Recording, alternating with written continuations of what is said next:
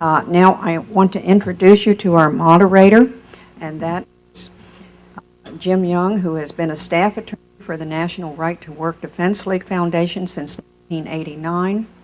He's litigating cases throughout the nation and at all levels of the federal and state courts on behalf of victims, compulsory unionism abuses, including farm workers, teachers, actors, 16 players from the Washington Redskins, and 5 members of Congress challenging an executive order issued by President Bill Clinton. Most recently, he successfully represented a class of more than 40,000 state of California employees as counsel of record and arguing counsel in Knoxville Service Employees International Union Local 1000, decided by the United States Supreme Court in June of 2012. His second argument before the Supreme Court. He has been a member of the Prince William County Human Rights Commission since 2009 and is currently chairing the county's election process task force. Young graduated magna cum laude from Hampton-Sydney College in 1986 with honors in political science and history, and earned his law degree from Emory University School of Law in 1989. I'm most pleased to say that he is a long-standing member of the Prince William Committee of 100 and also a former Potomac News political columnist. He currently serves as troop committee chairman for his son's Scout troop, and he and his wife Brenda live with 2 sons in Montclair. So please welcome Jim Young as our moderator. He will introduce our panelists and keep everything in control this evening. Thank you, Martha. I think that bio just mostly proves that I don't know anything about the topic at hand. Maybe the most important qualification to be a moderator debate that raises such passionate passionate feelings on both sides, or on all sides, probably more accurately, given that my understanding is that this proposal has created some strange bedfellows. A few years ago, I was talking to a friend of mine from Danville who informed me that were it not for Danville, we might have I-85 coming up all the way to I-66. Maybe it was Eugene who told me that. I don't know. But in any case, and then we wouldn't have had to worry about all this because all of these problems would have been solved certainly before I came to Prince William County. But in any case, the County Parkway, formerly the I-County Parkway, formerly the Western Bypass, formerly I-85, I guess, is back in the news. And we are pleased tonight to welcome 4 people who are well qualified to speak on the issue.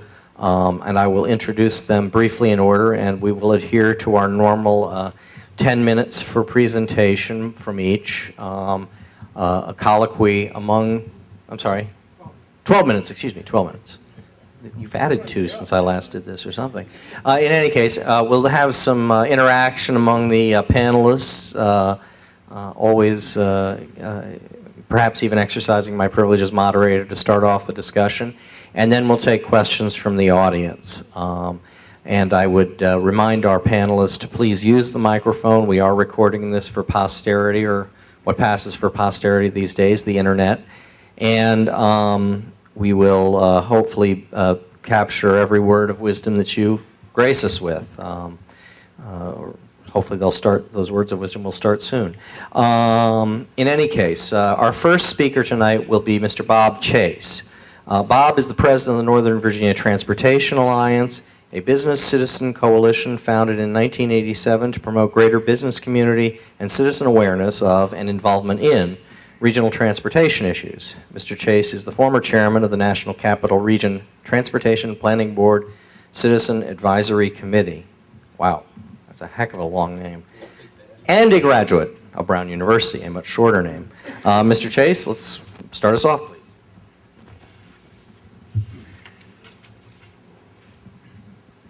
Thank you very much. It's a pleasure to be here. Thank you for this invitation.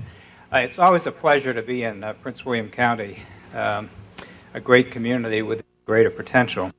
When the Alliance was founded 25 years ago, one of our first initiatives was to get behind and help pass the 1988 Prince William County Transportation Bond Initiative. time, we were told this couldn't be done. 4 previous transportation bond proposals had been overwhelmingly defeated, and we were told there was no way Prince William voters would ever support them. And so that anyone who thinks that the North-South Corridor Bi-County Parkway proposals are controversial haven't really seen controversy. But we worked to help build a broad-based business, citizen, public-private sector coalition that took facts to the voters. The result, 59% voter support for Prince William County Parkway and passage of a series of subsequent bond packages that have resulted in many vital strategic improvements to Prince William's transportation network. As to tonight's topic, some thoughts on the Northern Virginia South Corridor and the Bi-County Parkway include: first of all, this corridor's significance extends far beyond Prince William County to the regional and state level.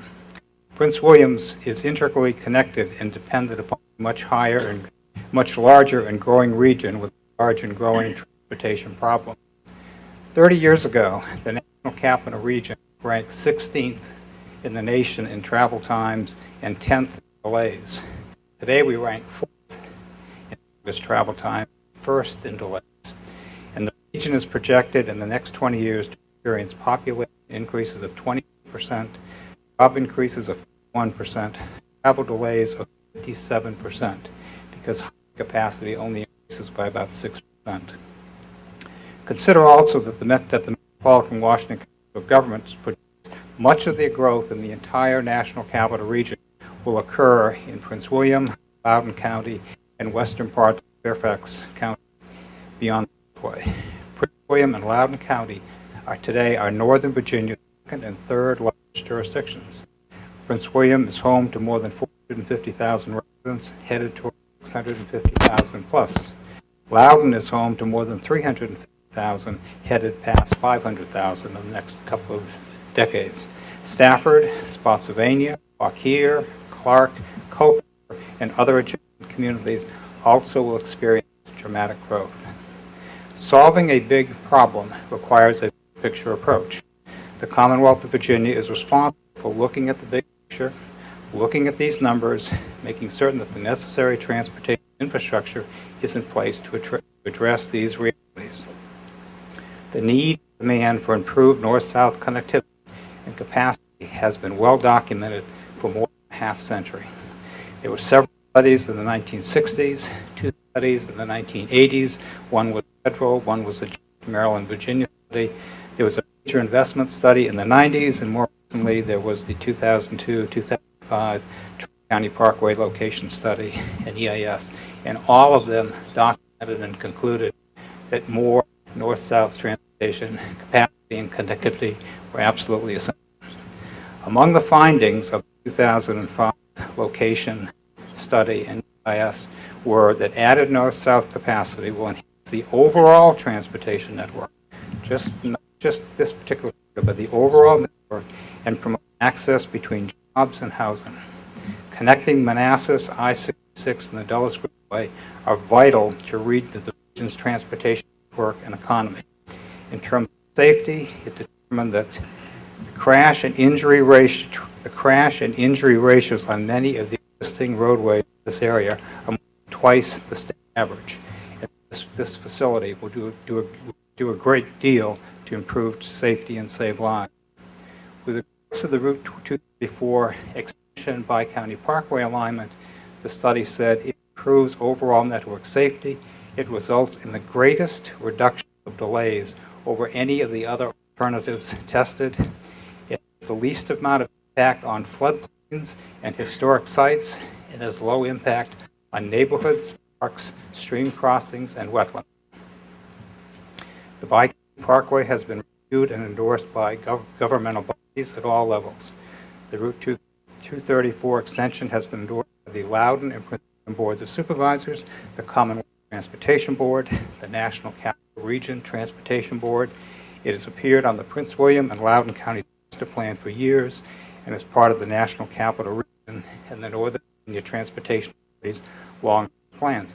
And the adoption of all of these and the study and all of these studies over the years, there have been extensive public outreach and public input opportunities.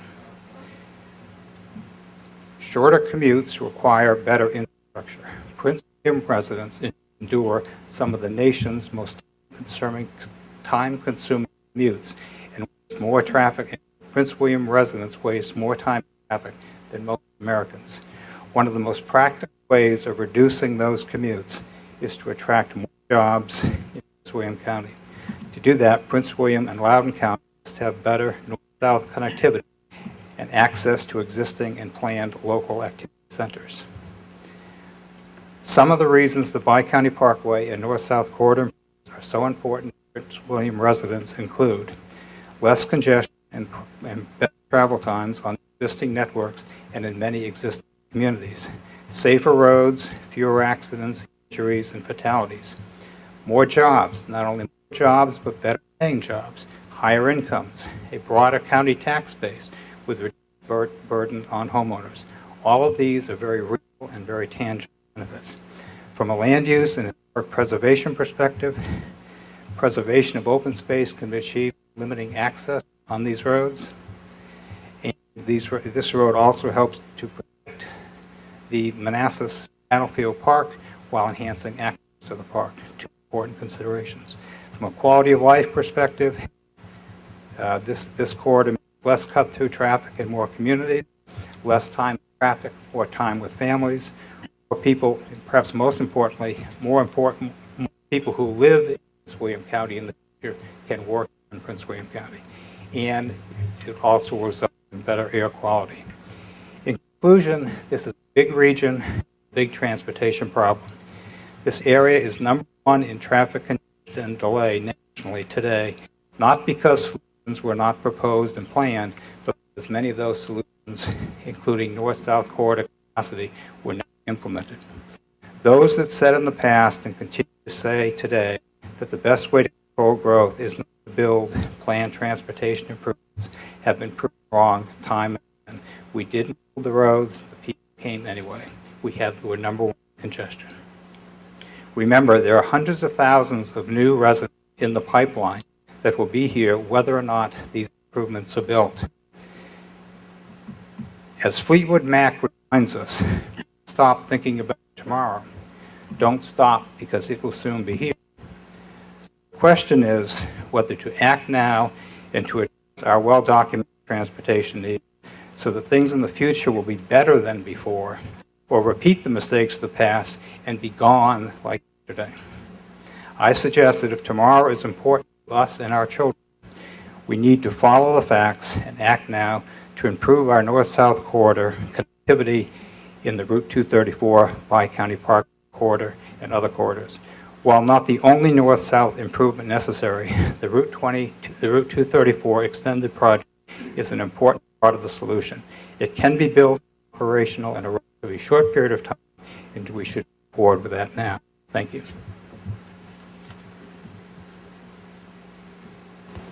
Thank you, Mr. Chase. Our next speaker will take the opposing position.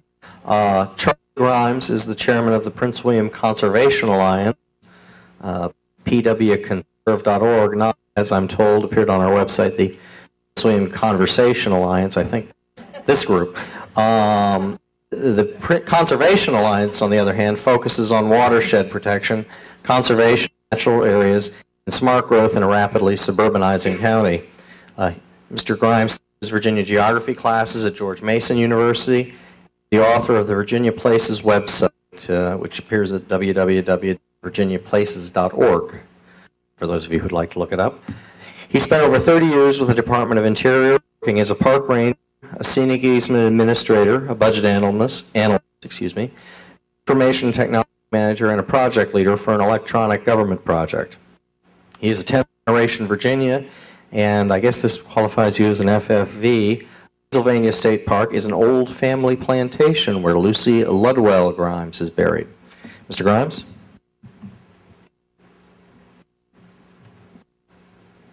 Thank you. Right, Bob's wrong. I'm going to suggest to you that this is a particularly bad investment for us in the same way that I wanted another dessert, but I don't need another dessert. I hear the voice of Nancy Reagan telling me, just say no. I think that's applicable to this particular proposal. This road will not solve our problems. This road will do something, but it won't solve the congestion problem that we've got. If you live in the community, if you live on Pageland Lane, you know this road is going to disrupt you. But this is not a NIMBY project. This is not just a not-in-your-backyard opposition. This road has regional and county-specific issues that we all need to pay attention to, because the future of our county depends upon whether we build roads like this or if we solve the problems that we have with other solutions.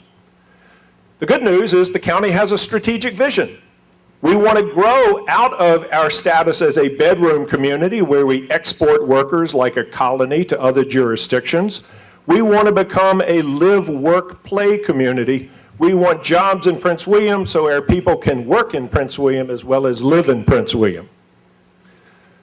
One of the myths about the Bi-County Parkway is that the people that are opposed to it are opposed to growth.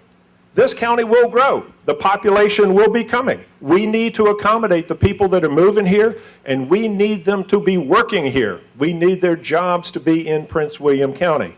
It is fundamental for us in our comprehensive plan to direct our scarce tax dollars to build the infrastructure in the development area. And so we have a capital improvements project list, and they're to be focused on the development area where it's cost effective for us to provide services to our community, not scattered across the county. Not everybody gets the memo. This is Virginia Gateway. It's live, shop, play. It's live, work, play. We need jobs in Prince William County. Another myth is that this road is going to reduce traffic congestion. Every road reduces some traffic congestion, but 95% of our commuters go to places other than Loudoun County. 6,000 of us every day drive up to Loudoun County, if you believe the census statistics. They mostly go up Route 28. They don't go from Gainesville to Arcola. The final report that just came out on the north-south corridor assumes that we're going to spend $1.2 billion to build the north-south corridor.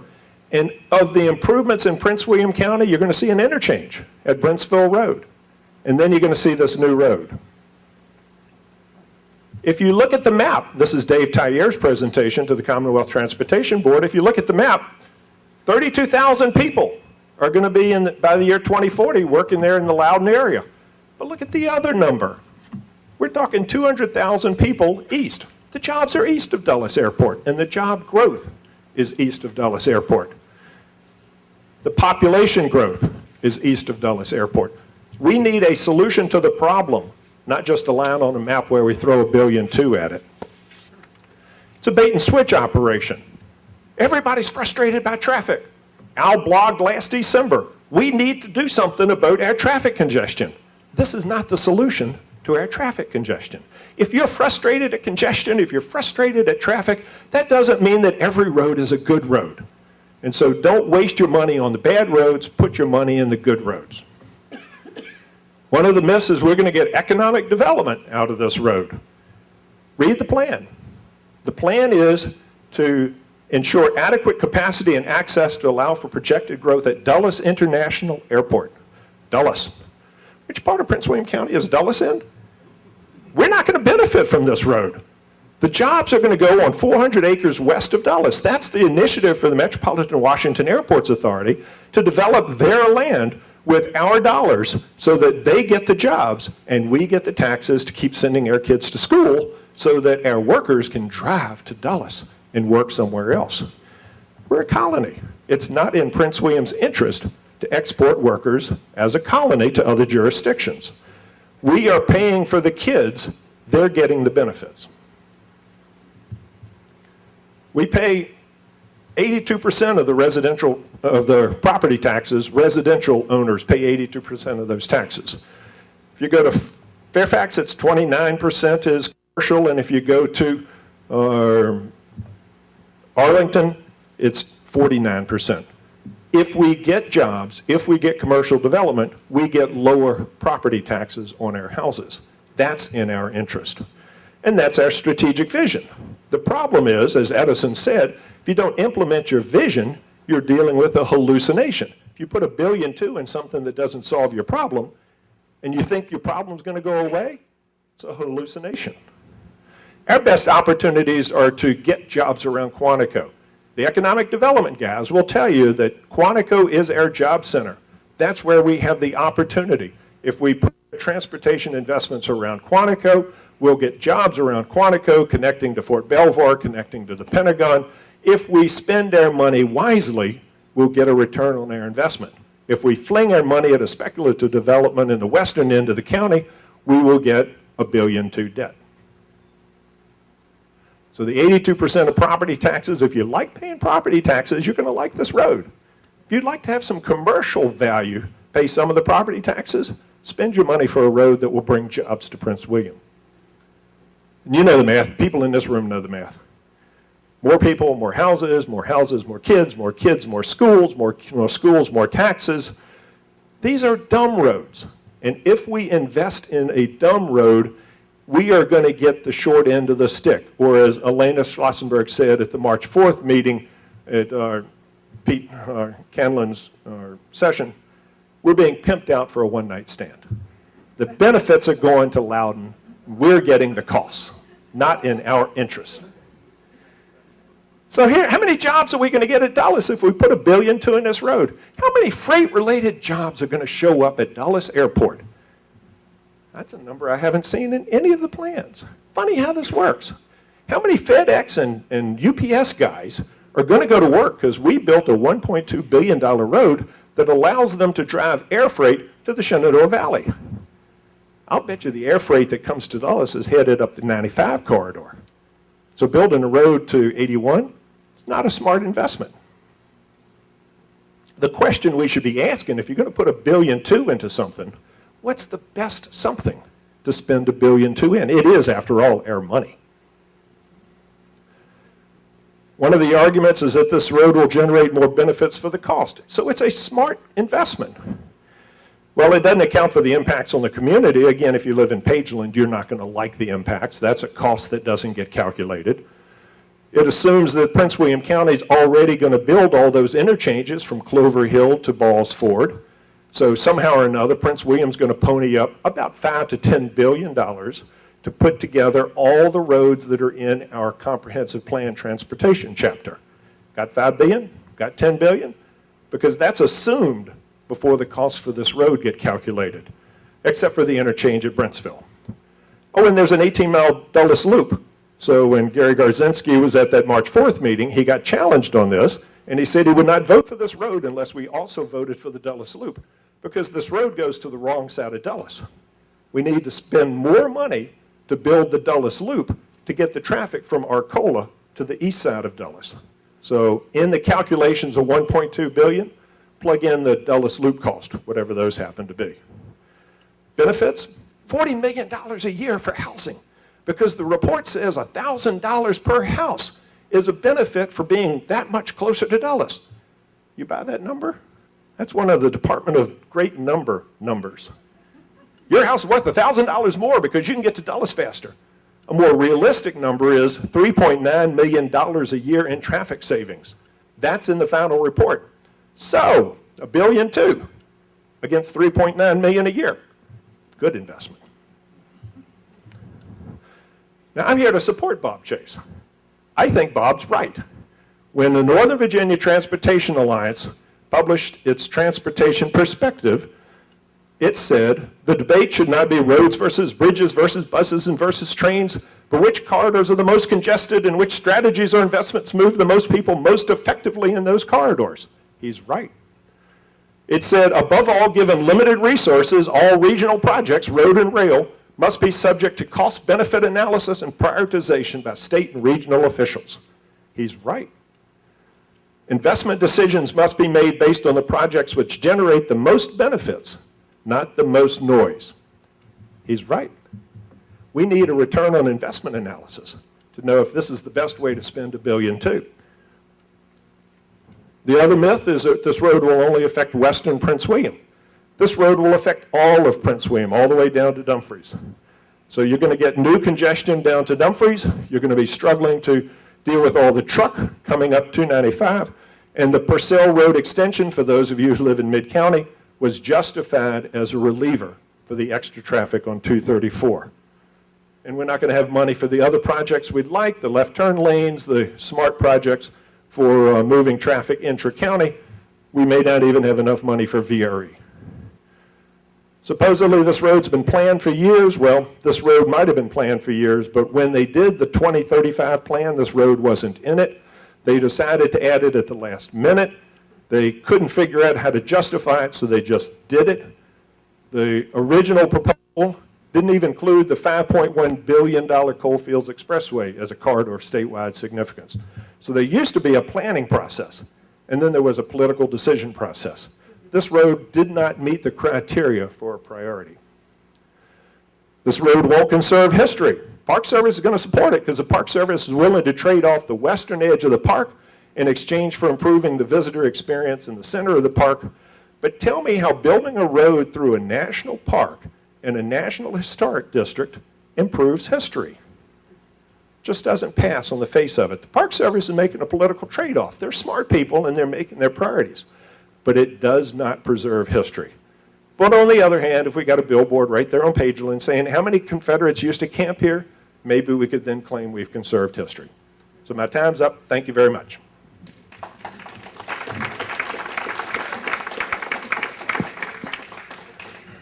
Our third speaker tonight is Gary Garzinski. Mr. Garzinski is a member of the Commonwealth Transportation Board and of the Northern Virginia Transportation Authority, which is different from the Alliance. Since 1997, Mr. Garzinski has been president of the National Capital Land and Development Incorporated in Woodbridge, which develops land for some of the area's national builders. He has construction of over 5,000 homes in 70 communities throughout the greater metropolitan Washington area. Mr. Garzinski served as the chairman of the National Housing Endowment since 2005 and served as president of the National Association of Home Builders in 2002. He served as the president of what was then the Northern Virginia Building Association, now NVBIA, in 1985, and of the Home Builders Association of Virginia in 1990. He has been an independent director of the Federal Home Loan Bank of Atlanta since 2007. From 1996 through 2000, he was president of the Northern Virginia Transportation Alliance, and he has also been a director of the Washington Airport Task Force. He is a member of the Prince William County Affordable Housing Task Force and a 3-term appointee to the Virginia Housing Commission. In 2010, Mr. Garzinski served as a member of the Prince William County Economic Development Task Force. He is a graduate of the University of Pennsylvania and its Wharton School of Finance and Commerce. Mr. Garzinski? And with that introduction, we'll wait. I'll be a filler. Charlie, when you're quoting me next time, make sure you get it right. I didn't say there was a loop road. We're looking for a direct connection from the corridor into Dulles Airport. And we are doing that, and that is under study. So it's not really the loop. That's 606, and that's already been committed to by Loudoun County, by the state, and that's moving forward, the 606 loop behind the airport, which gets you to the Silver Line station. So I just want to clarify that point. And You got that free. yeah, okay. It's good to have a technical glitch here. Just a little bit more background. I do represent Northern Virginia at the Commonwealth Transportation Board, and that consists of members who are appointed by various governors. Each governor, as it rolls through his term, gets some appointments. And there are 9 districts in Northern Virginia, and then there are at-large members. So I represent Northern Virginia. And it's our job, I was tasked by Governor McDonald, who appointed me 3 years ago, to make sure that we try to have a vision of how we can optimize moving people and goods in the Commonwealth of Virginia. And that is, I think, what I've taken to the table as my overwhelming charge, to make sure that I'm not doing something or voting on something that is just for today, but goes into tomorrow and beyond and the next 50 years. I think we need to move that back more, that we're not at the start. Yeah. Here's the first slide. Go all the way back to defining the corridor.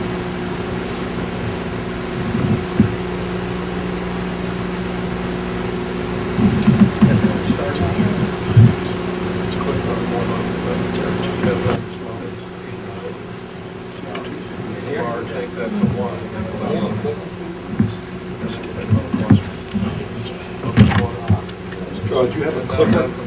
No, I was just going over and hitting the button. You took the clicker, Charlie. We know you did. It's my computer, I never bought a clicker.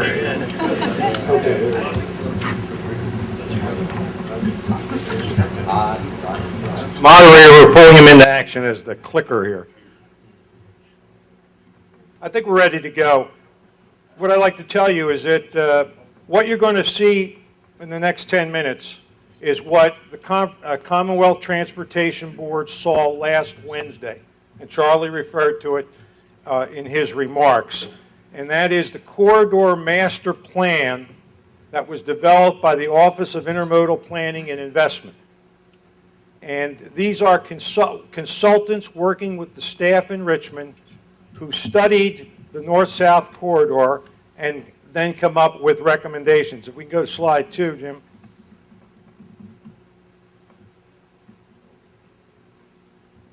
There you can see the CTB's vision as prescribed by policy for the north-south corridor. And this was developed in the fall of 2011. And as I look back, I know that Stu Schwartz was there from the Coalition for Smart Growth. Martha came with a couple people, I think, when we had that hearing. But one of my questions is, I was at the Hugo meeting Charlie referred to, stood up and faced the questions. Where were the public officials on notifying everybody who's in this audience right now when we were considering the north-south corridor back in 2011? Is it convenient because it's an election year that they had this meeting? Now, I know all of you have vested interest, and that's fair. But that's how it started according to the process for developing a corridor of statewide significance. If we'll move to slide 3.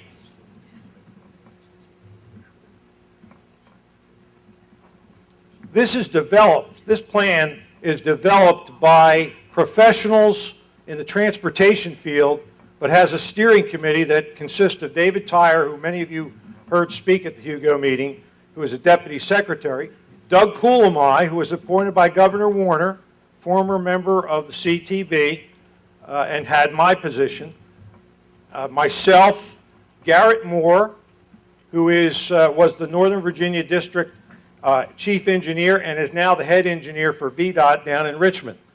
Elected officials were consulted, regional bodies, as mentioned, the project working group, and the general public. Now, as we moved on, a little background to the next slide is that you should know there are 12 corridors of statewide significance. We are the 12th.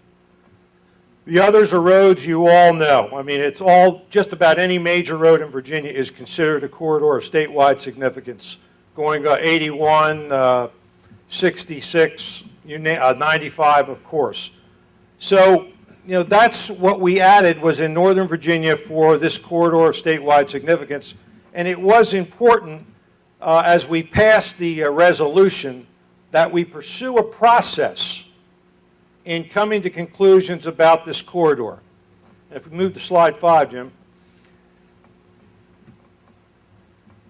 I apologize, these are not as clear as I thought they would be, but there are a process of technical information gathering, and starting to develop a plan or a framework that met both the regional and larger statewide visions of this corridor. At the end of the process, what we're trying to get to is a recommended alternative for how we should proceed. And as we move to slide 6, we see that we've developed goals that support economic growth, maintain existing assets, and promote safe travel. The multimodal facet, which is in this case bicycle route and bus service from major hubs back onto the north-south corridor, and environmental stewardship added to that as well. And moving to the economic side of things, the connectivity to Dulles Airport was important. What you have to remember is the Commonwealth of Virginia has two crown jewels of economic development, internationally speaking, and we are globally competing. One is the ports of Hampton Roads, and the other is Dulles Airport. Now, Dulles Airport, yeah, the cargo thing may come in the future. And the idea of the cargo is high value, low volume. But think of all the passengers that use that airport. And we're still trying to develop more connections internationally from Dulles. It is one of the two economic engines of the Commonwealth. It was important to this governor to make sure that we enhanced the use of Dulles Airport from the west and from the south. As we moved ahead, we looked at the corridor, and one of the alternatives was just a road. The other, which was the preferred alternative, as we get to the next slide, was to, let's move one more, Jim. Okay, these are some of the support groups and oppositions on the two public presentations that we had. But let's go to slide 10, and I think that will really focus on exactly what we need here. This is the recommendation for the corridor coming from this group that I just mentioned. This is the Corridor Master Plan, and I want to dispel some myths. First of all, it's segmentized, as you can see, from 95 all the way up to Route 7. One of the things that we hold sacred is that anybody who is using the road free today will use the road free tomorrow. That does not mean that there could not be express lanes, HOV, at a toll. But Prince William County officials, Loudoun the same way, want people who use the road now, for instance on 234 from Route 1 up to 66, and your limited access of the bi-county, there will be free lanes on those roads. That's what I'm committing to. That's what I want to see. And then as you go forward into Loudoun County, we're working on limited access there. Then you hit Route 50. And Route 50 has another study going on. We know we have hot points on Pageland and on the Bi-County Parkway. And then as you proceed north of 50, the study is how do you get to the airport? Do you go north of 50 near Brambleton with a direct corridor link? Or do you utilize, when you get there, Route 50, either elevated or at grade to get into the airport? Now, that's what's being studied right now. So we have a plan that next month at the CTB, we will adopt the study. We'll say, basically, we've accepted the study. And then after that, we'll be concentrating on how do we solve the Pageland Lane situation. And I was just talking to Mary Ann before the meeting. Chairman Stewart is going to lead a meeting for the Pageland residents and the Sanders Lane residents, probably in late May, where we'll sit down, not with 500 people in the room, but sit down with maps, with the engineers, and I'm going to be there. David Tyre will be there, Corey will be there, and try to figure out if there is a way to solve Pageland Lane to the satisfaction of the people who want access. That's one thing we're doing. Then, I know there's this town hall meeting next week, May 2nd. You know, we just can't go to meetings like that aren't publicly advertised. So what we're doing, in the first week of June, we will hold a meeting at the Hilton Center of the Performing Arts that will be duly advertised, and it will be a public information meeting with Q&A, where we'll bring people right up to date to where we are right now on the recommendations that you see on this map. And we'll review all the components. And this road is not going to be built all at once. We're trying to preserve the right-of-way for the future. And I say that with a story in mind. When back in my younger days, I remember Chairman Jack Harity over in Fairfax County. And Jack was a proponent of a road that was called the Springfield Bypass. A lot of opposition.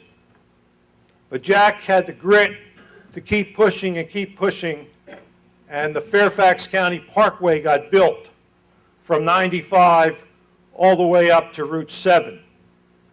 Today, if you ask Sharon Bulva or any one of those supervisors about that road, they would tell you, I don't know where we'd be without it, because the growth still came, and now they're saying, why didn't we have more limited access and better exchanges? Same situation as analogous, I believe, to our situation here in the North-South corridor. Now, there's a lot of public information out there. There's a lot of people saying it's a toll road, there's going to be all trucks, it's an outer beltway. This is going from 95 up through the Bi-County Parkway, then on to North Star Boulevard, which is already half built in Loudoun County and is being committed to by Loudoun County.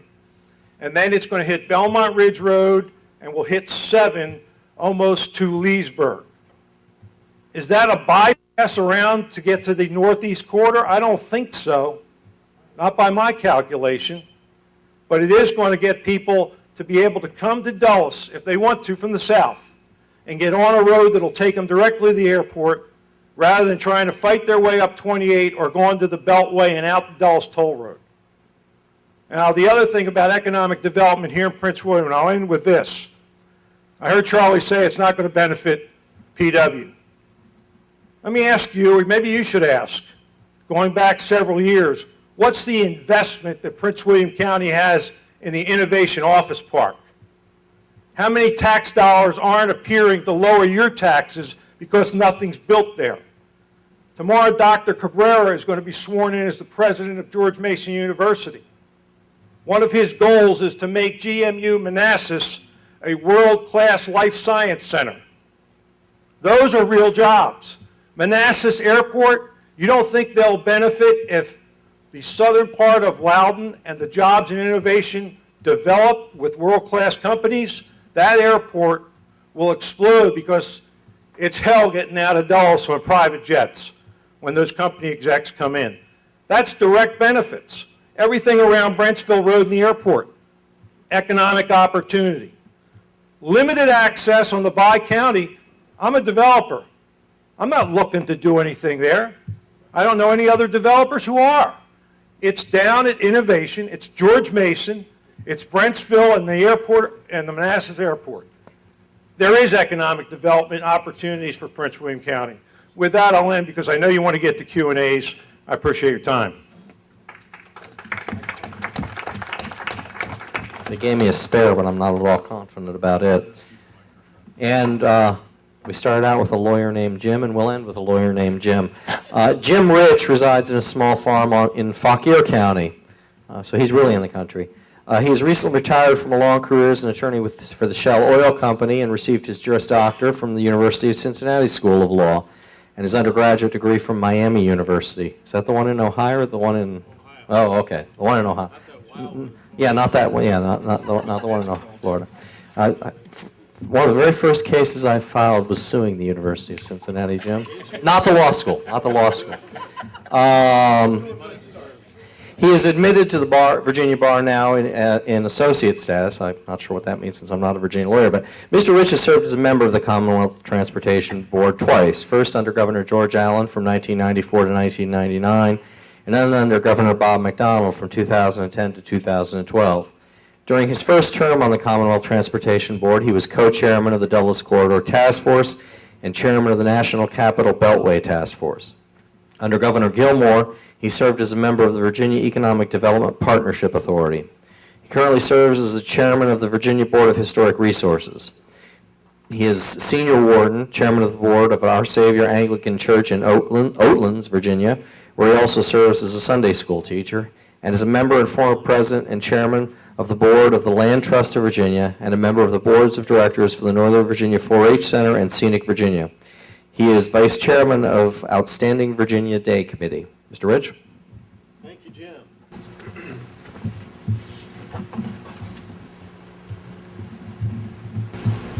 Thank you, sir. Good evening, everybody, and thank you for having me, and thank you all for being here. You're patriots to take active involvement in your special community here. My hero, Thomas Jefferson, said, "The price of freedom is eternal vigilance," and you all believe in that, and you're here to protect and be informed about your community. Now, when I was on the Transportation Board, I began every speech by saying the taxpayers own the roads, and therefore you all ought to have a very significant say in where they go and what kind of roads we're talking about. I became interested in transportation because I was a commuter for 20 years. How many of you out there commute? Well, you know what it's like.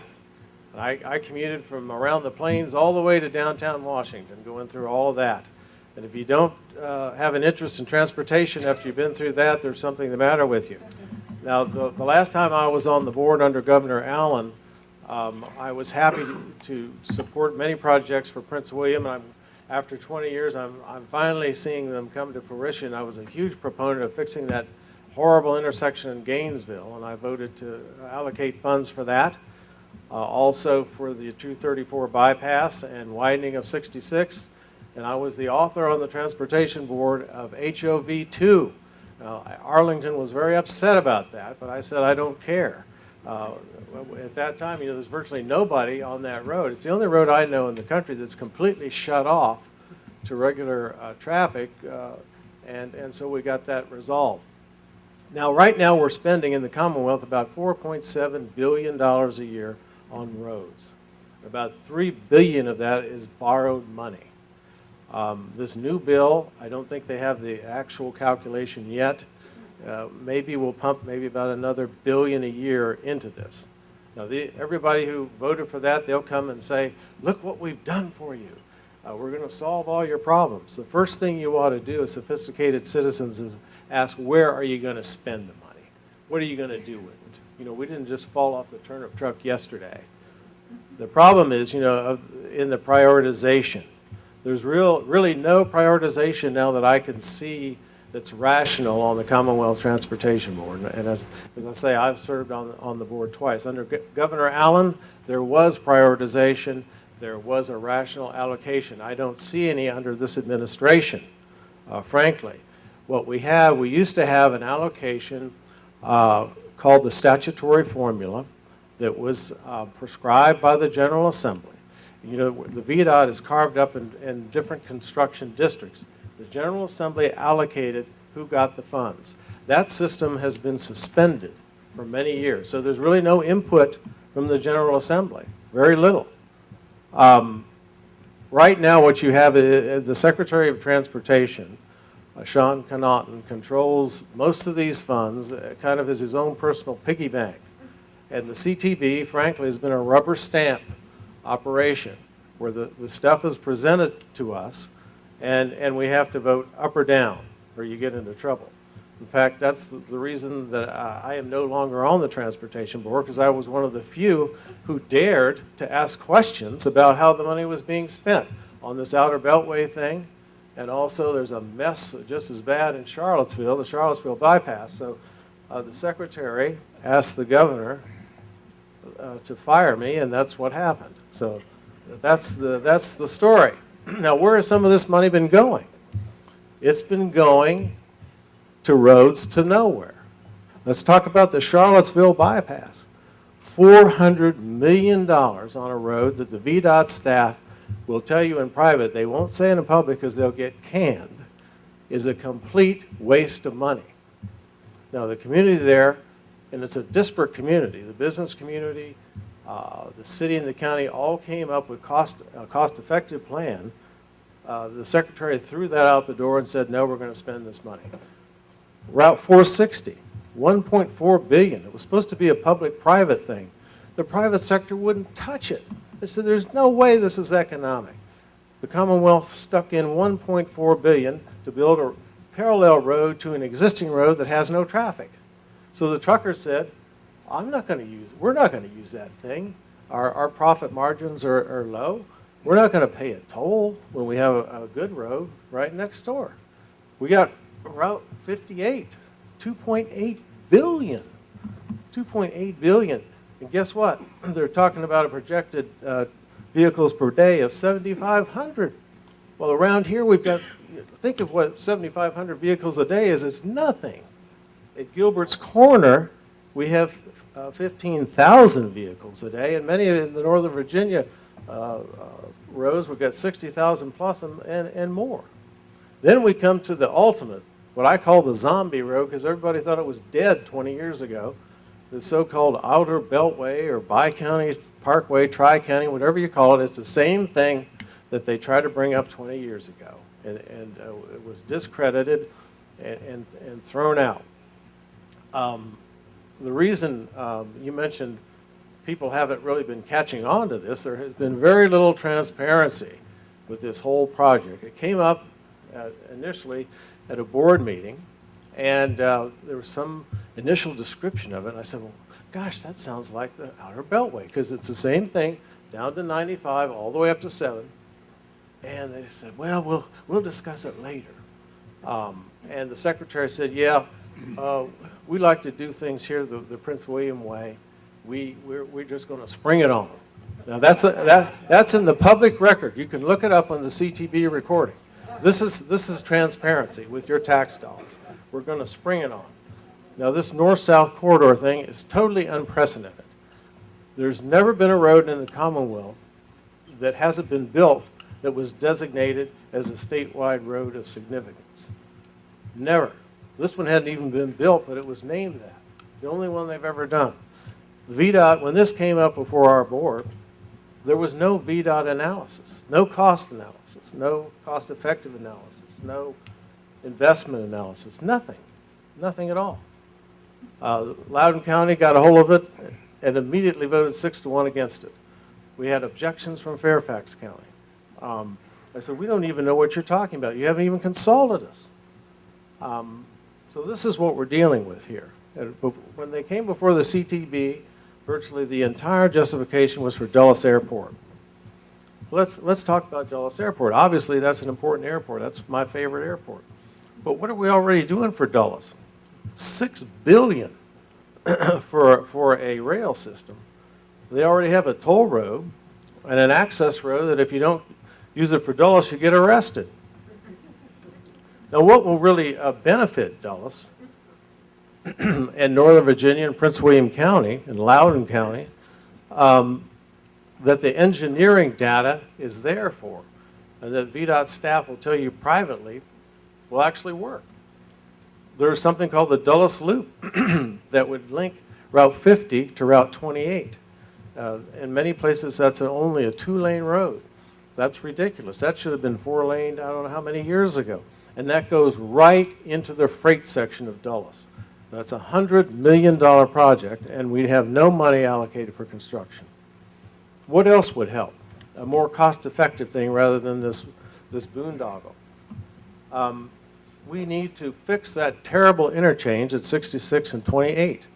That needs to be done. There's no money allocated for that for construction. We should prioritize money for that. Also, we can continue, and that, by the way, is $120 million. That's a lot of money. We got to get it somewhere. We need to continue our 28 improvements. We've done a lot of good on 28. A lot of private sector money went into that, with special taxing districts that put in the grade separated interchanges. We need to do more work with that. Loudoun County has a project there that I strongly support called the Gloucester Parkway, which would take traffic off of 28. So there's things that we can do. So we're not saying, don't do anything. 66 has been neglected, in my opinion. We need to put a lot more money into 66 and widening, maybe with more transit, rapid bus service, maybe extend Metro to Centerville.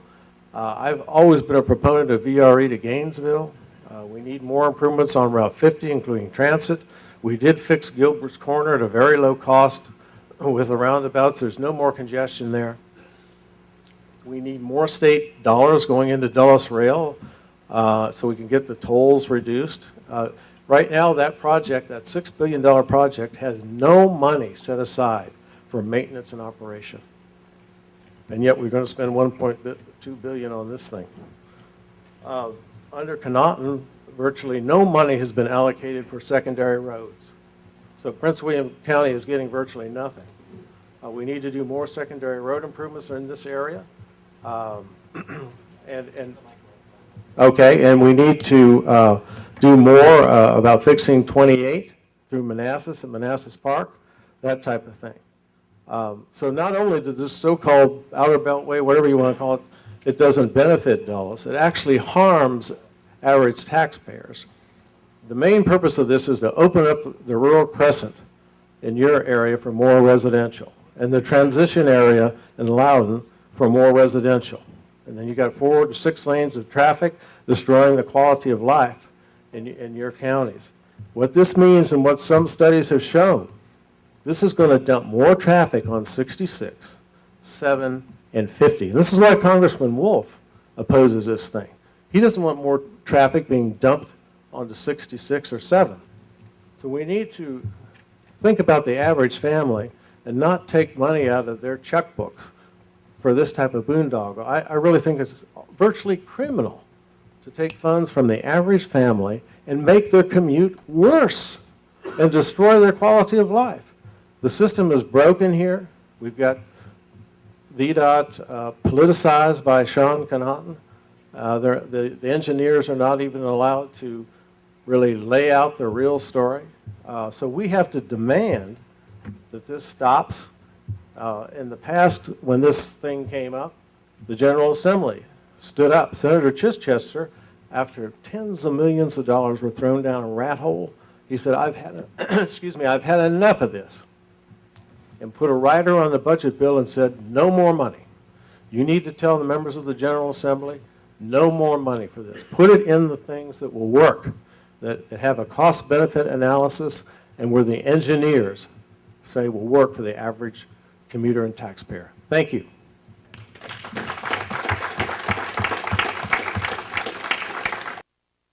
There is a draft agreement. You all know what it is. There's a going on for access to Dulles. There is no money at this point allocated for preliminary engineering. That would be the first step after the CTB adopts a recommendation.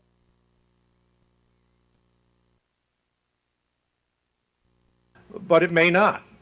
The next step is, if it does proceed, would be then to do preliminary engineering. So some of these numbers being thrown around about cost without taking into account what some of the roads already in Loudon are already in place, North Star Boulevard, and there's some more commitments from people developing in Loudon, then you start to get a feel for what's the cost to do the alternatives.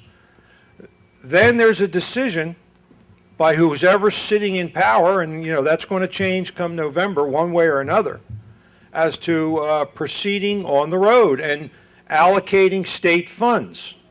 Now also, and this is good news, despite what Jim said about where it's coming from, $350 million are coming to Northern Virginia over and above what the state is going to allocate to us starting July 1st.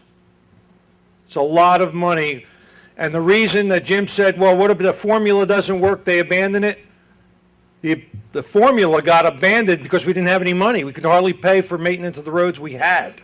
So to answer your question directly, we're probably at best, if everything lined up in place and there was agreement on some of the problems we have, you're probably still talking 5 to 10 years, and that's my opinion, before everything would be sorted out and there could actually be construction.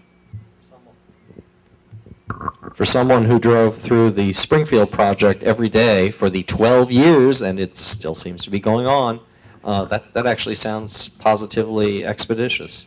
Does anyone else want to address that? Please hand Mr. Rich one of the microphones.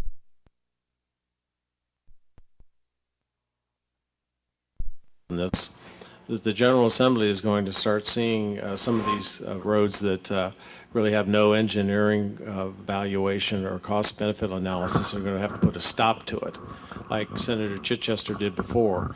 So you all, it's up to you all. It's your tax money. You're the boss.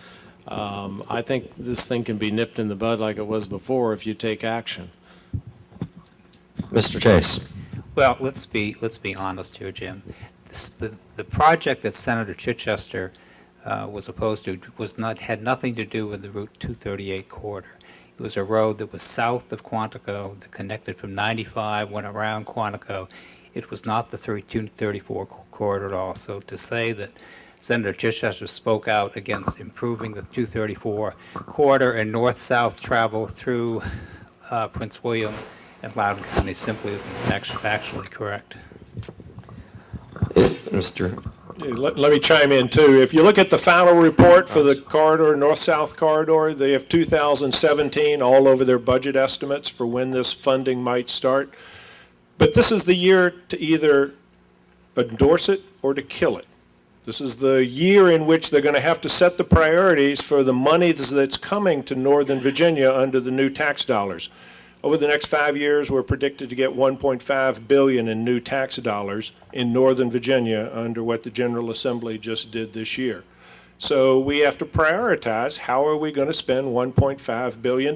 There are many jurisdictions and many projects and many ways for us to get a return on this investment. If this strikes you as a good return on the investment, you want to tell your elected officials, including Marty Newey, who's the head of the Northern Virginia Transportation Authority now, that this is a good project. And if you think this is a bad use of your tax dollars and you'd like to get something else more important with that money, this is the year to tell those elected officials. I want to chime in one thing on the prioritization. What you have to realize is starting next year, not this year because everything kind of came fast, both the state and by that time the Northern Virginia Transportation Authority will have programs in place to prioritize projects. Now, that's going to be one of the guiding lights for CTB to look to what we call the Metropolitan Planning Organizations, which NVTA is, and say, what's your priorities? And the state is going to be doing the same thing with their dollars. So it's not going to be random that just tomorrow we're going to decide to spend $1.5 billion on this road. We're going to take time to study it. And Charlie, I want to just correct one other thing. That is not that's not the final report. That is the report of the consultants that we will accept next month, and then we'll start digging into that report and how it's going to change. It is not the be-all, end-all of this is the way we're going to do it. It's just not. And that's what bothers me about people saying things and not having the facts to back them up. I was confused by the title. It says final report. It's the final report of the consultants. It's not the final report of the CTB. Let me tell you, I was on the CTB twice, as you know. The way this thing works now is Sean Connaughton decides what's going to go, and then it's presented, yes or no, and you better be yes. That's how it works. And that they go through the charade of a pretense of public participation and so forth. That is not how it works. And let me add, Gary's made a point about how the state is going to prioritize state projects, and there's going to be a mechanic by which we're going to go through that process a year from now. Take a look at your Prince William County Comprehensive Plan. There is a transportation chapter in the Prince William County Comprehensive Plan. There are 700 lane miles. There's 2 metro lines. There's a ferry up the Potomac River. There's a light rail that's going to go north into Dulles Airport up Route 28. There is so many projects on the wish list. So when you talk to your local officials, let me suggest you take what Gary's saying for the state and let's bring it down to the county level. Let's start prioritizing in our comprehensive plan, because we're not going to get $10 billion to build all those projects. So let's take a look at what we're doing at the county. I'm complaining about the state, but I should complain about the county. I served on the transportation group that put together that draft plan, and I knew my final report was not the final report. But we need to prioritize our transportation projects in Prince William County and walk away from this wish list scenario where everybody gets everything on the report and then a separate set of deals is cut in the back room to determine what gets funded. And Charlie, I agree with you. How's that? Well, on that note, perhaps we ought to open it up to questions from the audience. First, I'd like to first see if any of our members have questions. That's usually our program here. And if not, Martha, it looks like we have at least one in back. Please stand and identify. Oh, I'm sorry. One right here from one of our members. Please stand and identify yourself and your magisterial district and the panel member to whom your question is directed, if there's anybody in specifically. And use the microphone. Jesse Barringer, Gainesville District. I have a question. Is there any chance of a referendum on this in this county? Good idea. I'd like to hear what the people say. I guess that's to anybody who wants to opine on that, to borrow a word from. Know if that's possible? Well, they're always possible, I guess. Sorry? Panel has been good about using the microphone. Please be sure and do that. Does anybody think that is there any groundswell of support for a referendum that you're aware of? I think we need to bring the public into this very intimately, and if that's what you all want to do in Prince William, I think you ought to do it. As I say, they're your roads, and you ought to have a say in it, and you really haven't on this project, frankly. So I think it's an excellent idea. But you need to communicate to your members of the General Assembly. They control the purse strings. So it's really, the buck stops with them. The governor is running for higher office or whatever, and he's turned all of this over to Sean. And so you really need to get the General Assembly involved because they're responsible to us. The entire House of Delegates is up for re-election this year. And you have people running for governor, Senate governor, attorney general. You need to talk to them. This affects your quality of life. It affects your pocketbook. So you ought to have a say. I have another member over here, Denny Dougherty. Martha.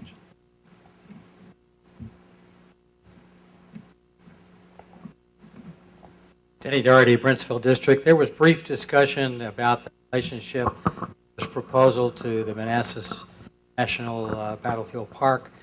Someone elaborate a little bit on what the plans are, what the alleged benefits, what the adverse effects to the park might be? There's 4 acres of the park that will be sliced off by this new road, and the Park Service will support that in a document called a programmatic agreement required under Section 106 of the National Historic Preservation Act, because it will allow the National Park Service to close current 234 north of Northern Virginia Community College through the Stonehouse intersection. Right now, it's very difficult for visitors to appreciate 1861, 1862, with all the traffic through the battlefield. So the Park Service has a general management plan. It seeks to close 234, and later it hopes, if we build battlefield bypass, to close 29. No road will be closed until the new road is open, and the programmatic agreement will establish a guarantee from the Park Service's point of view that 234 will be closed. It currently goes through the battlefield, because a 2-lane road through the battlefield will be replaced by a 4-lane road. That's one of the advantages from the Park Service's point of view. I think you have to remember also that the Park Service is operating under federal mandate, Public Law 100-528, passed in 1988 when the battlefield, some of you veterans remember that battlefield battle, but it states specifically in the the federal law, about 29 and 234 being closed. So that is not something that just all of a sudden happened. Again, you may think that was the case, but this was on the record when Frank Wolf got that law passed where we all paid 50 cents, everybody in the United States, to stop that construction that was going on in the fringe, and I supported that. But he did that. This law went into effect, and that, I guess, Charlie, that's the guideline. the battlefield is using for their plan to create a better park experience. Now, we all have personal opinions of whether that is true, but that's the plan and that's the federal mandate. Something called Section 106 that governs these historic properties, and oftentimes that will lead to litigation, and that's another thing that could tie up this project for years. Lawyers?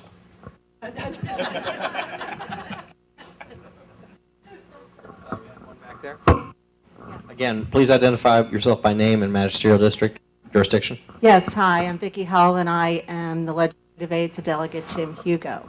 And Gary, you mentioned earlier that you wanted to know at the town hall meeting where all of these elected officials showed up, where were they in 2011? Wanted to let everyone know that Delegate Hugo was elected to serve the residents in Western Prince William County and began serving on January 1st, 2012.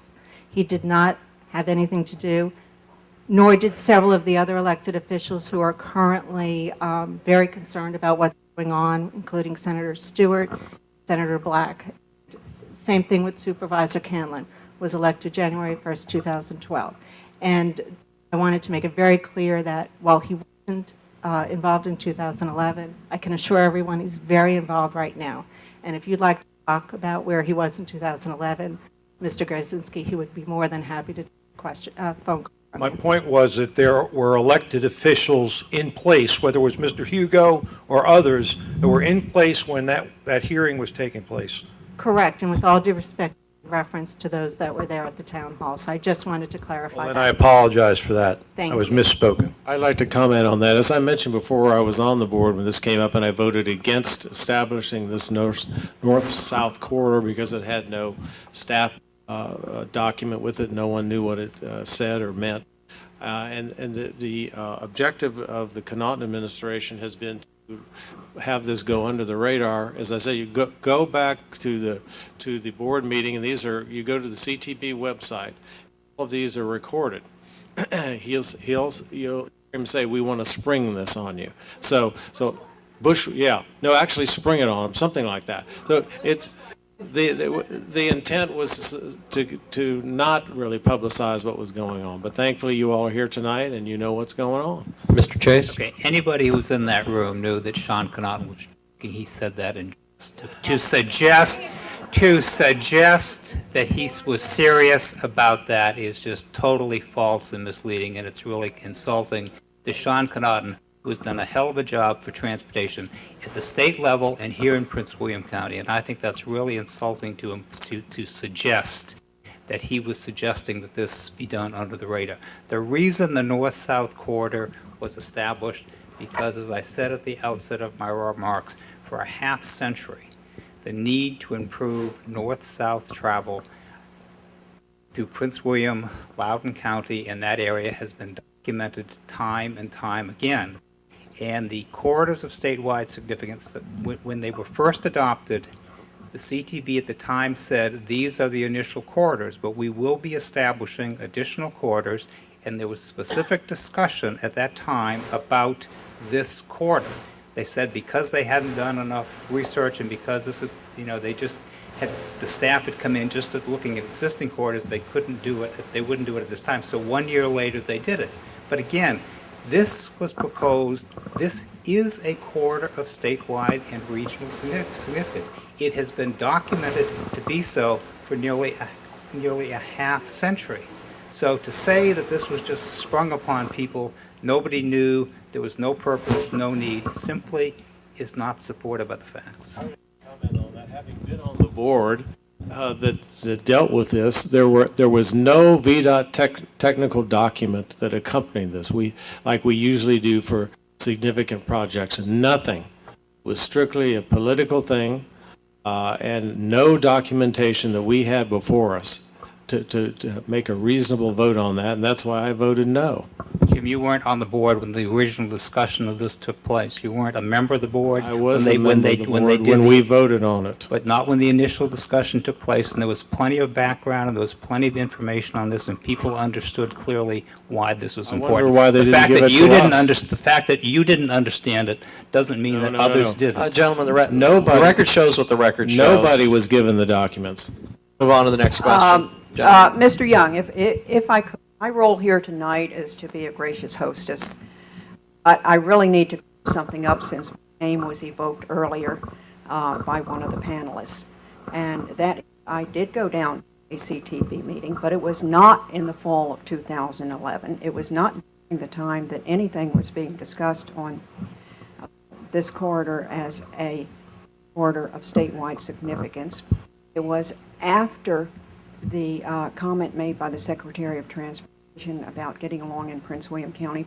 Bushwhacking was the expression, and I went at the following meeting because it was an issue that was being very much pushed through in a very big hurry at the CTV, and it was not until, I think, March of 2012. So I just have to reply to that comment since somebody used my name. I wanted to clear up where I was and when I was down there. So we have more questions here. I I hope believe they that are. gentleman in the blue shirt was Yes, has he's something next. first. Thank you. My name is Caddo. I live in the Gainesville district. I'm also a member of the Committee of 100 and grateful for the forum that her team put together. Thank you.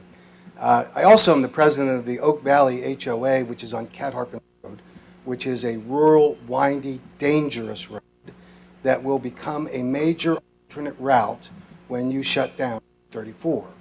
And it will increase the hazard. So, Mr. Davis, your comment that that Prince William County has one of the highest crash injury ratios in the Commonwealth.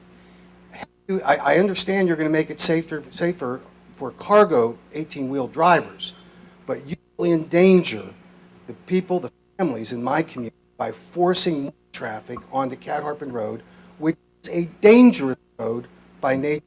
And I can tell you that we fought the battle last year with the help of Delegate Hugo because we had dumping traffic that in fact killed a man on Route 28, all going to a farm that was being used as a landfill. What you're proposing will create a disaster on the roads in western Prince William County, forcing everyone down to Route 66 with no money to improve 66. You will have a crisis for commuters there that are going eastbound into Washington, D.C. and westbound back home. What have you done for that? You make it dangerous just because you make one road safer for cargo truck drivers. Mr. Chase? Well, this road is not designed primarily for cargo truck drivers. The number of models VDOT is not saying it's being designed primarily for cargo trucks. That's not true. But when you improve, it is a fact of that when you provide safe, faster north-south transportation, the net result of this facility will be to put more traffic on this road and less traffic on other roads. Does this road alone solve the entire north-south traffic problem? It does not. Nobody claims it does, but it's an integral part of the solution. There are lots of things that have to be done. We need to improve 28. We need to do bypasses around this. We need to fix Route 28 I-66 interchange. It's not an either-or. It's not there's just one thing you need to do, but this is part of a bigger regional picture. It's an important component. It doesn't solve every problem. Nobody says it does, but it solves a number of major problems. For that reason, it has merit. Mr. Rich? Again, when I was sitting at the CTB hearing, the main reason we were told, but it's a great idea, is to get cargo to Dulles. Now, how does cargo get to Dulles? By truck. So that's what we were told, that this road is the main economic benefit for. Let me say also, Martha is correct in her chronological analysis of the situation. When this did come up and was they tried to spring it on us. My motion to delay this until the next month passed, because my colleagues didn't have any information either, and they wanted more. And we really didn't get it at the subsequent meeting either. But Jim, your colleagues then voted for it, and I would tell you that the CTB members were appointed by Governor Warner, Governor Kane, and Governor McDonald. And as it may, the votes were always one against and everyone else for. Now, were they all under control of Governor McDonald? I don't think so. Let me take it in a slightly different direction. Bob suggests this is not an either-or. I'm going to suggest this is an either-or. There's only so much money. There are only so many projects. We can only solve so many problems. Let's pick the problems that are most important to us to fix, and let's leave on the other side of the funding list the projects that are less valuable to us. So, yeah, so we need to prioritize these projects and to see the benefits, cost, the return on investment associated with this particular road, and then we can decide whether it's worth it to us or not. Well, Charlie, I think your point is well made, and the prioritization that I talked about that will be in place long before any decisions to spend dollars on this road are made will happen, and the priorities, now what happens if the priorities come out and the road, the north-south corridor, by the Northern Virginia Transportation Authority, as well as the state CTB, say, yes, this is a priority. Then is there still opposition, or is that a ruse? It depends on if the decision is a political decision, as we've seen today, in absence of any benefit cost analysis, or if it's a rational decision based on documentation of what are the costs and what are the benefits. Right now, we're flying on air, so it's tough for us to resolve this because I can't be what the benefits are. I'm actually a little concerned about what the costs are. I may not have figured out the Ellis Loop right. So there are costs that haven't been calculated yet. So why say yes this time of the game? Well, we've already said yes before we got the study. We called it a corridor of wide significance before we got any documentation. So it's clear what this process is. It is not an analytical process. It is a political process. So if politicians make a decision without analysis, I'm not going to suggest I'm going to say yes to that. Okay. Before we go, let me really reiterate that the current situation on the CTB, it's strictly political. If it's brought before us, the secretary will say, you need to vote for this or you're out. And that's how it works. You're not given any cost-benefit analysis or anything else. To really lay it out for you, you need to go to the public access project and see who contributes to whom. This has been since 20 years ago to open up the residential development for the developers, and they'll get that all up and get the money and leave, and you all be sitting in traffic. That's the whole thing. Both parties have been taking money from these people. Might as well just lay it out, because none of us are that stupid that we don't know what's going on. Before we go to our next question, I'd remind the questioners that this is not an opportunity to join the panel. Please ask a question without a lengthy prefatory comment.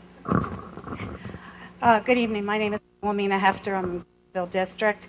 And Mr. Grzycki was asking about local officials. Where were they? And I will interject here. I think they abdicated their responsibility because not paid attention to what's going on in the programmatic agreement. National Park Service and VDOT have sat there, minimizing mitigation of impact on Manassas Battlefield. Comprehensive plan, what's it say? What does the legislation, the congressional legislation say? What does the your CTB resolution say? 234 Battlefield bypass is to be completed before 234 is closed. You have just changed the rules of the game in February. That's what you're doing in this programmatic agreement. Do you have a question somewhere in the future? Why the CTB gone and proposed to close 234 from Northern Virginia Community College to Featherbed Lane without public input. And that's why I was talking about abdicating responsibility. My understanding of the EIS process is that there is public input. And we have not signed, there is not an agreement yet, there is a draft agreement, and it is predicated on the preservation or the enhancement of the battlefield experience. That's what I understand from the Park Service. Now, Pageland Lane, that's a separate issue, and I think it has to be dealt with. I'm not talking about Pageland. I'm talking about my community is losing roads. How can you as a CTP, do that to, because you run along with Well, you're not losing the road. If the battlefield bypass is built, It's not built with that programmatic agreement. We're letting it close it down without it. that's not my understanding. You better read it. Okay. But as I said, I am not directly involved with the programmatic agreement in the 106. That's been handled by VDOT staff with the Park Service. I know about the situation with extensive communication from people in the area, and right now we're really monitoring it and trying to work on Pageland. I'm going to take a little leeway here because I want to ask the question. I believe that CTB February passed a resolution that it was okay to close Route 234 from south of Featherbed Lane on down to the Stone House. And I wonder who presented the resolution. And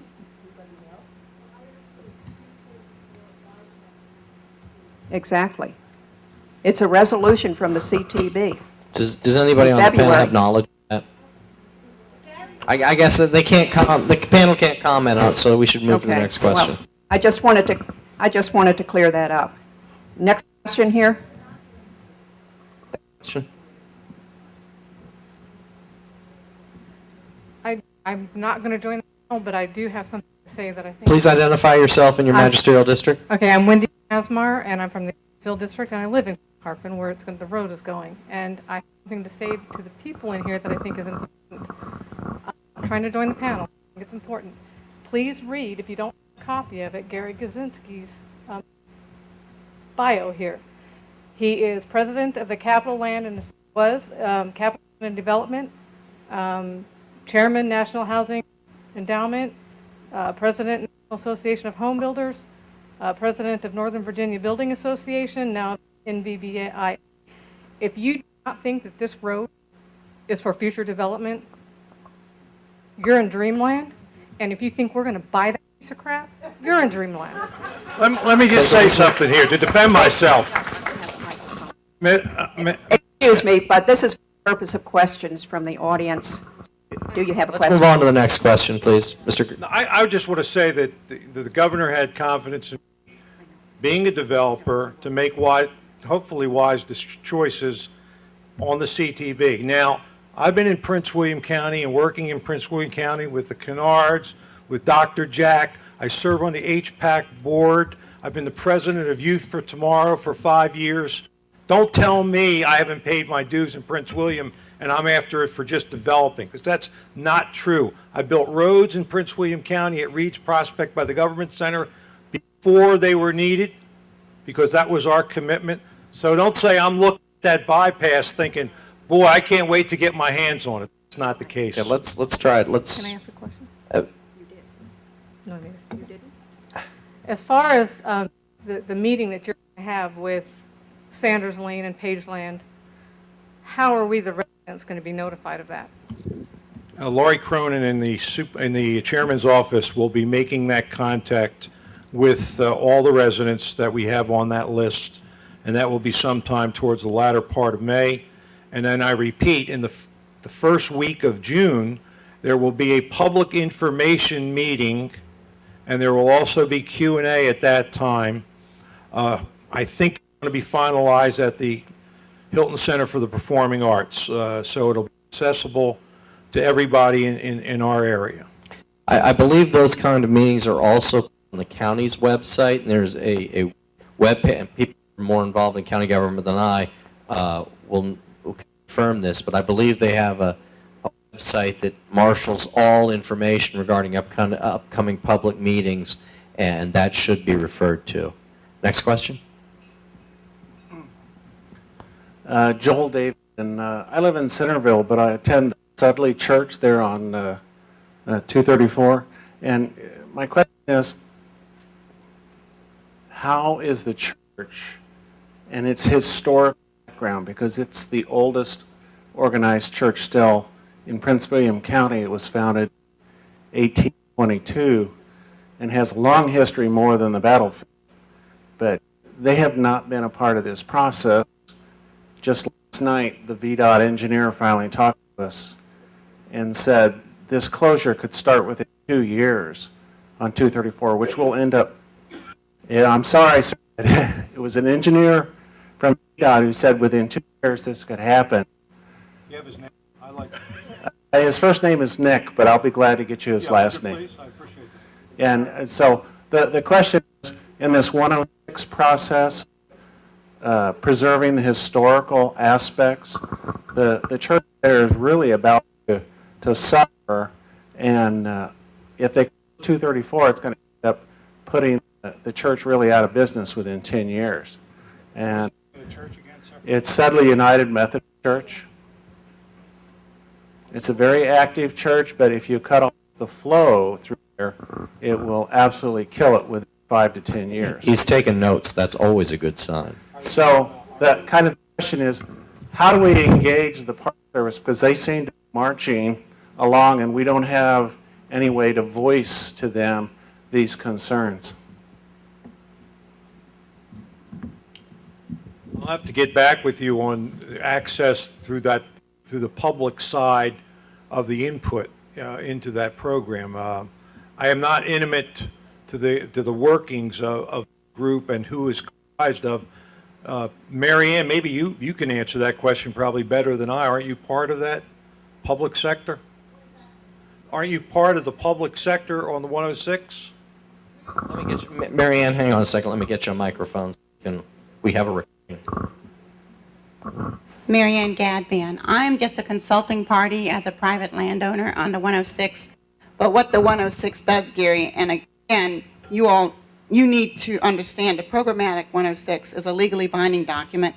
Once it is signed, it controls land use, it controls the closing of 234, it controls the calming and future closing of 29. It also does something, and I don't mean to jump in here, but I don't understand how the governor can accept a programmatic agreement that attacks the property rights of the residents of Gainesville.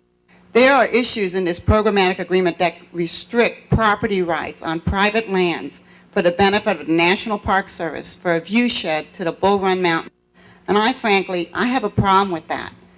And I'm really tired of Prince William County being the dumping ground for everything, the cargo route, the 500 kV Dominion power lines.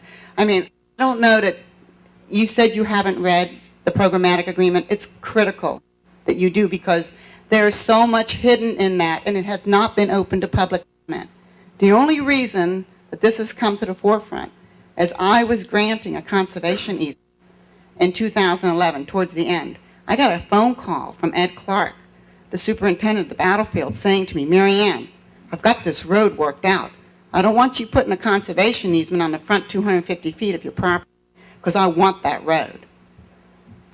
Mary Ann, Thank you for answering my question. All I will promise to get back to Martha and the committee here is who is included in that public sector group?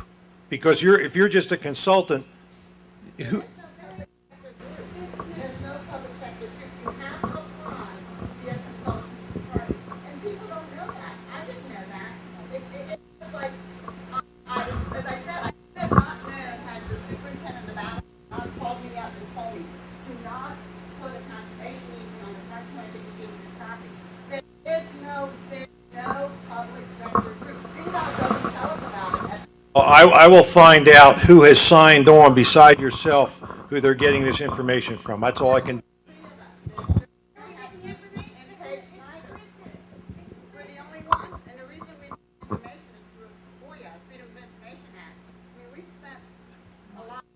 Let me ask the gentleman something.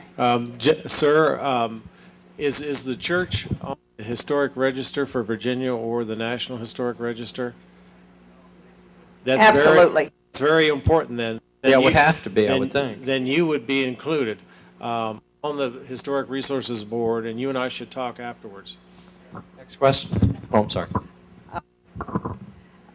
Next question. Our members are up here.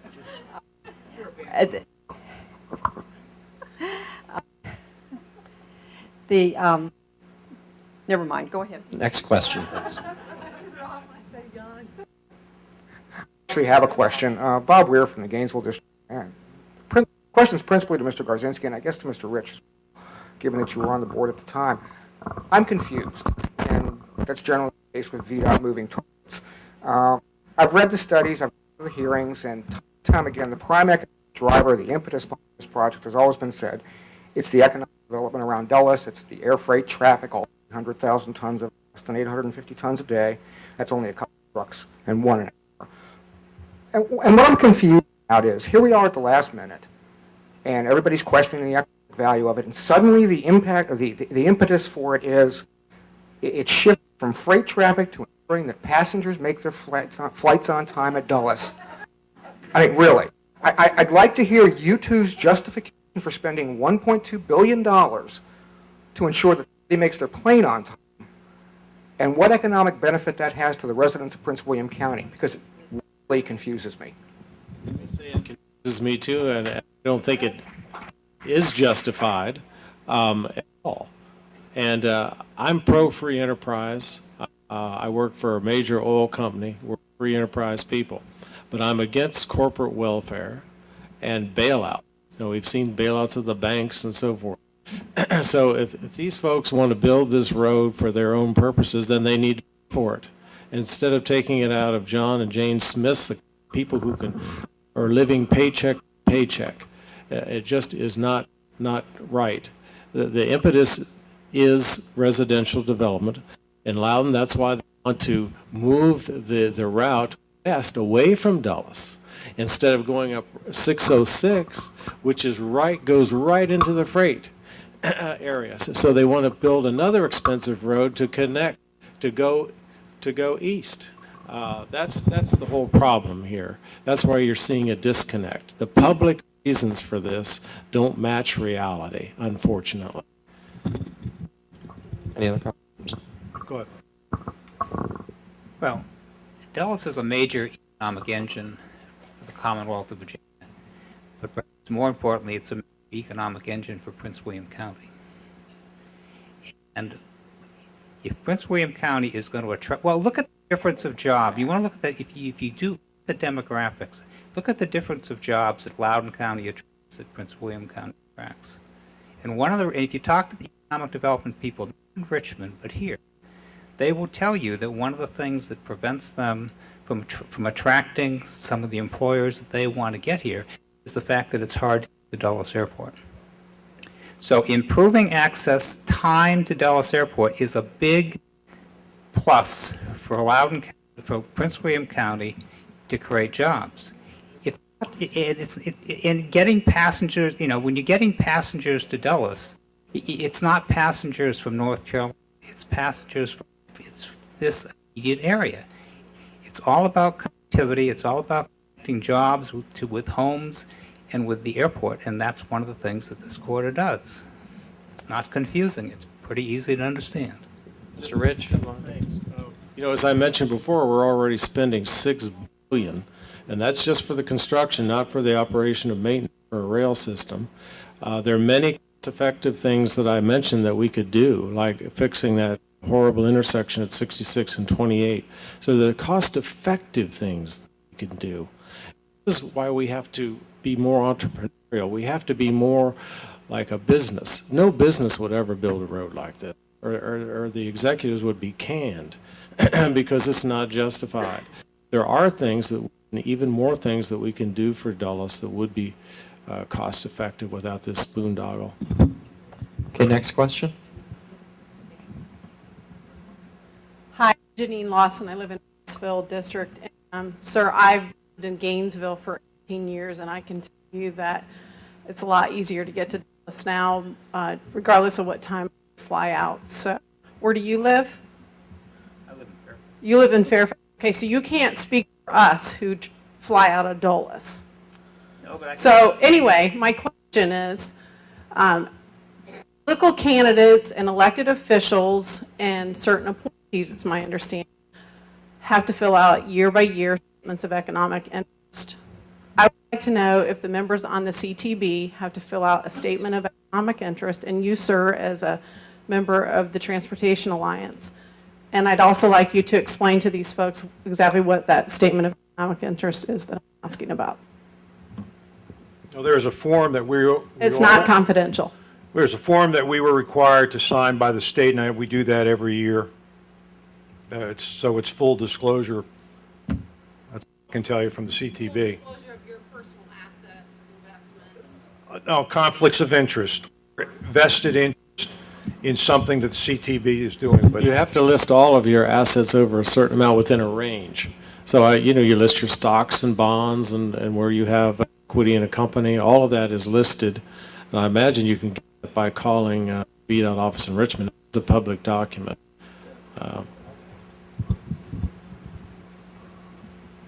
Okay, next question.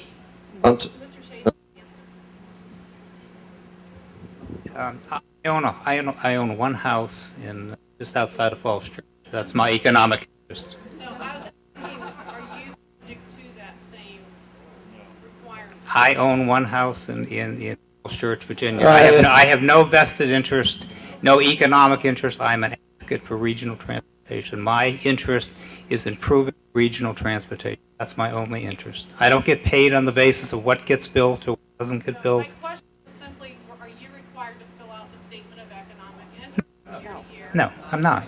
That's all. Okay, okay. Next question. Hi, I'm Paige Snyder. My sister and I own Pageland Farm.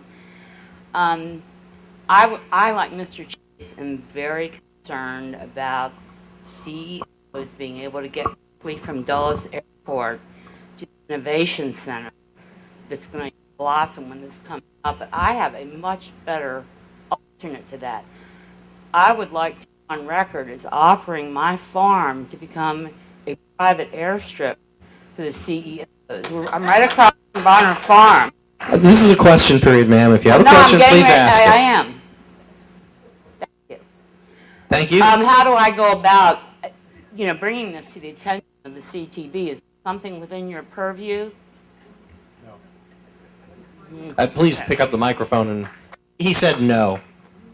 The gentleman in the back who's been very adamant. There were a couple of You need the adjectives. Wait for the microphone here, microphone, sir. please. My name is Bill Yates, and I'm one of those terrible people on Pageland Lane. First question is, y'all seem like it's only a road going out to Dulles Airport. There's a 4-lane road right through Centerville going over, which is probably one of the better ones in the state. Sir, we have a limited amount of time. If there's a question in our future, please ask. Yes, to the gentleman who explained about the road, the way it was going, you mentioned that it would go through Pageland up to Route 50, and it would then make about on to Route 50. Excuse me. Why don't you do this? Why don't you the bypass, make a right on 66, and then go straight into a 4-lane road called 28? Just to make sure you understand that when I said when we get to 50, there's a study being done by the Northern Virginia District of the VDOT. Tom Farney is the man in charge, and that is looking at access to Dulles Airport from the north-south corridor when it gets to 50. It can go further north up North Star Boulevard, which is a road approved by Loudoun County, and make a direct right into the airport, up top near 606, or it can go down 50, either at grade or elevate, and that's what's being studied. So there's no answer to how it's getting to Dulles yet. As far as 28, we all know that 28 is still one of the most heavily traveled roads in the Commonwealth, even with the interchanges that we put in. Westfields, if you go by there, you know it's every day is still a problem. We mentioned 66 and 28. That is on the priority list right now. And there are studies going on. As a matter of fact, there'll be a public hearing on 66 coming up. There was one just recently. That being looked at. Jim has always championed the east-west connections. Right now in Fairfax County, from the Fairfax County Parkway into Tyson's, Route 7 is already on schedule to be improved. 66 from the Beltway all the way out to Haymarket is it's a Tier 2 study trying to find out what alternatives do we have in a fairly constricted right-of-way. And where is WMATA in possibly extending the metro out? Of course, you know, they have problems of their own trying to just keep the maintenance going. Somebody mentioned VRE. I'm going to support in the 6-year plan money for transit to look at getting to Gainesville Haymarket. I talked to Wally Covington about that. That's on the list. So there's no one answer. Like Bob said, there's a lot of things that we can do to help. And I know this is, you know, the Bi-County Parkway is the most sensitive area of the corridor. Chairman York in Loudoun County is doing a lot to get North Star to 7. As Jim mentioned, we just made a modified a loan for the construction of Gloucester and Pacific Boulevard to help alleviate congestion at 28 and Wax Pool. So there's a lot of things happening, and you know, don't forget about the good things happening that aren't controversial, because there's money being spent for improving your quality of life. I'd like to respond to my good friend Gary, who's a very fine gentleman. Gary just listed like several $1 billion worth of things. The problem is there's only so much money. The federal government is bankrupt. And we only have so much money here in the Commonwealth. So that's why we so desperately need to prioritize like a business would do. They don't go out and just spend. I mean, they find out what really is cost effective, and that's what we need to do here. We mentioned 50. 50 is completely clogged now. We fixed the Gilbert's Corner thing, but anything further east, you can't move. And now they're talking about double-decking Route 50. I mean, this is getting just kind of off. Jim, off let the me wall. just let me say one thing, because this kind of points to differences in county. We're looking at 50 right now because residents of Brambleton, 8,000 of them, don't want the route further north. They're the ones pushing, let's look at the 50 alternative. So, you know, there's axes to grind in the sensitive spots, and people have legitimate reasons why. But that's an example of what's happening in Loudoun and why 50 is being pushed, because Brambleton doesn't want the direct route into Dulles by the southern end of their community. Okay, Mr. Chase. Overall, can I just say one thing? The gentleman that I have the highest respect for, and he's called Mr. Transportation, he sits on the Transportation Appropriations Committee, and was fundamental in getting Metro and so many improvements here. Congressman Wolf opposes this because he knows it's going to make your life worse. All of this traffic is going to dump onto Route 7, which is a parking lot right now. It's going to add it to Route 50, add it to 66. And so the overall view is that this is really not helpful. Let's go to the doable, cost-effective. Last word on this, Mr. Chase. Nobody is suggesting that money should be invested in things that are not cost-effective, and nobody is suggesting that this is proven to be not cost-effective that should be built. Everybody is, the Commonwealth of Virginia, the Transportation, everybody is working to subject this and is anxious to just a cost-benefit analysis. No one is saying we just build this as having benefit, but the fact is the benefits of improved north-south travel have been documented for years. Second point, there are 15 million trips a day in the metropolitan Washington region, 15 million. In 20 years, they're going to be 20 million. So it's not just about let's put more, let's just use Route 50 or let's just use that. The existing network not going to be able to handle this. You have to create additional corridors, additional options for people to take. Otherwise, the system we have is going to fail. Okay, last question. We have time for one more question. We're running way over time. Our tape has about 10 minutes left, and we want to reserve for each of our panelists to present a summary. So last question, sir. My name's Dave Biedner, and I live in Carpin, although only for 2 years. But I have commuted around this area since 1984. Question, sir. Yes, the question will be presented in a minute, okay? I see a lot of traffic on 66. It's worse out here than it is from Fairfax. And my question is, how can priority be fixing a current problem that everybody's aware of in favor of a build it and they will come, which may well be fine if you have infinite dollars? Are you directing that at any particular, to all the group homes? One of the best ways to take traffic off of I-66 and I-95 and other east-west corridors is to have more jobs in Prince William County, so people aren't leaving Prince William County to go someplace to work. That's the reality here.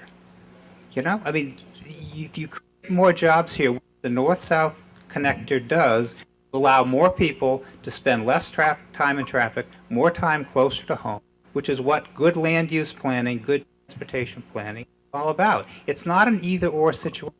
But the reason we have so much traffic on the east-west network is because we have very few north-south connections. You have the regional grid, and when you look at cities and major metropolitan areas that work, they have good north-south and east-west. We don't have that, so people travel in many cases east-west in order to go north-south and vice versa. So creating a better balanced network relieves pressure, disperses trips, connects activity centers, and has many, many positive benefits. Sounds like it's L'Enfant's revenge. There we go. I agree with the gentleman totally. We need to put dollars onto 66. We need to get some transit on 66. We need to get VRE to Gainesville, extend Metro to Centerville. Actually have to use a lot of money to shore up Metro. Metro didn't have the operating funds they need. People have gotten killed on that system. So before we run off like a kid in a candy store, you got to have the discipline to finish one job first. We haven't even really funded Metro the way we should. Again, I mentioned 28 and 66 interchange, and I'm just rattling off millions, hundreds of millions of dollars that should be plowed into 66, which has been woefully neglected. There was an interesting article, I think it was Sunday's paper, on the calculation of the gross domestic product, the GDP. Did any of you all see that?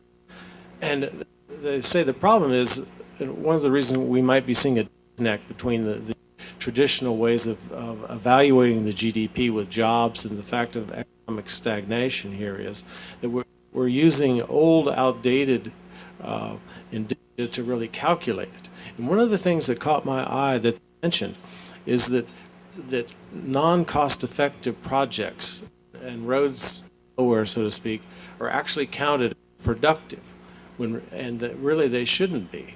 And facilities that degrade the quality of life are. Did you all see that? And that we really need to re-examine this whole way of looking at our economic growth to make sure that we're not using 1950 methods to calculate that. Sir, to answer your question, though, specifically, with where 66 is now going into the Tier 2 study, we've identified spot improvements. There'll be money spent on improving 66 long before there is any major dollars allocated to the north-south corridor. I mean, they're looking at, right now, direct bus links into the Nutley station with a special ramp. They're looking at where can we use those alternate lanes, as you see sometime with the red, they're colored red right now. There's going to be a new system for traffic management. So 66 is very much a priority, and we've done some things inside the Beltway as well with some spot improvements as you're accessing the Dulles Toll Road. So as I'm sitting on the CTB, as long as I'm sitting there, which may not be much longer, the 66 is definitely a priority that VDOT and the current administration have on the radar. I really haven't seen that. And what I've seen is the Secretary of Transportation has these big mega projects, and he wants to get so many notches on the gun to get these things approved and out the door. And he'll be gone soon, and you and I will be picking up the mess and paying the bill. Well, I can either, at this point, I can either give you each 30 seconds to sum up, wouldn't do anybody any justice, or we can say, call this program to a close. So I'd like to express the appreciation to our guests one more time, please. And I'd like to thank everyone for participating in this meeting.